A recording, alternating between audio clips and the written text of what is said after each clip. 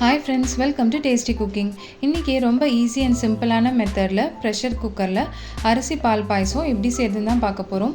இதில் condensed milk, full fat milk powder எதுவுமே சேர்க்கல. ஆனாலும் நல்லா திக் அண்ட் க்ரீமியாக வந்திருக்கு. இந்த ரெசிபி இப்போ எப்படி செய்யுதுன்னு பார்க்கலாம். அதுக்கு 1/4 கப்பு பாஸ்மதி ரைஸை மிக்ஸி ஜாரில் சேர்த்துக்கோங்க.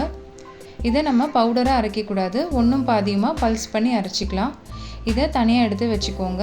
இப்போ ப்ரெஷர் குக்கரை அடுப்பில் வச்சிடலாம். இதில் 3/4 கப்பு சர்க்கரை சேர்த்துக்கோங்க. இந்த சர்க்கரையை நம்ம முதல்ல கேரமலைஸ் பண்ணிக்கலாம். அதுக்கு 1/4 கப் அளவு தண்ணி சேர்த்துக்கோங்க. சர்க்கரையெல்லாம் நல்லா கரைஞ்சி கேரமலைஸ் ஆகி வந்திருக்கு. இந்த ஸ்டேஜில் பால் சேர்த்துக்கலாம். 1 லிட்டர் பால் சேர்த்துருக்கோம்.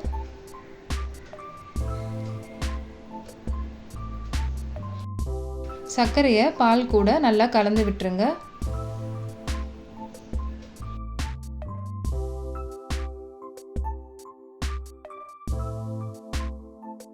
அரிசியும் சேர்த்துக்கோங்க.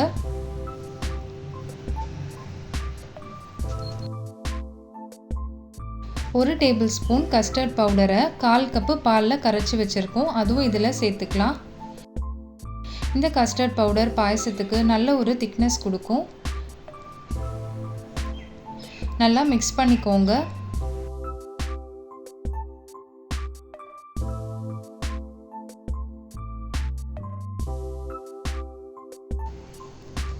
ஃப்ளேவருக்காக 3 ஏலக்காயை தட்டி சேர்த்துக்கோங்க.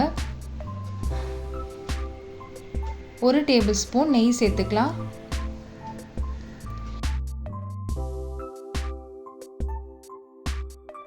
ப்ரெஷர் குக்கரை க்ளோஸ் பண்ணிட்டு விசில் வச்சிடலாம்.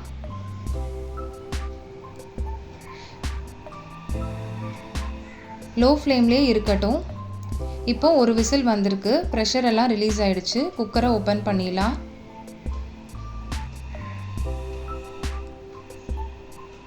கட்டிகள் எதுவும் இல்லாமல் நல்லா மிக்ஸ் பண்ணிக்கோங்க.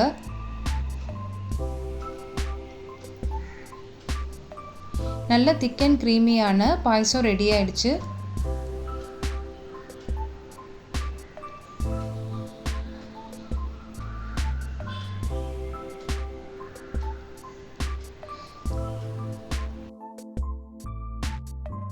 முந்திரி பருப்பை நெய்யில் வறுத்து வச்சுருந்தோம், அதுவும் இது கூட சேர்த்துக்கோங்க. சேர்த்துட்டு நல்லா கலந்து விட்டுறலாம். ஒரு பவுலுக்கு மாற்றிடுங்க.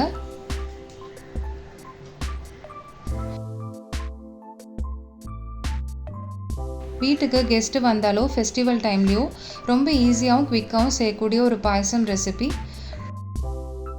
நீங்களும் இதே மெத்தடில் ட்ரை பண்ணி பாருங்கள். கண்டிப்பாக எல்லாருக்கும் ரொம்ப பிடிக்கும். ட்ரை பண்ணிவிட்டு எப்படி வந்துச்சுன்னு கமெண்ட்ஸில் ஷேர் பண்ணுங்கள். இந்த வீடியோ உங்களுக்கு பிடிச்சிருக்கும்னு நம்புகிறேன். டேஸ்டி குக்கிங் சேனலை லைக் அண்ட் சப்ஸ்கிரைப் பண்ணிக்கோங்க. தேங்க்யூ.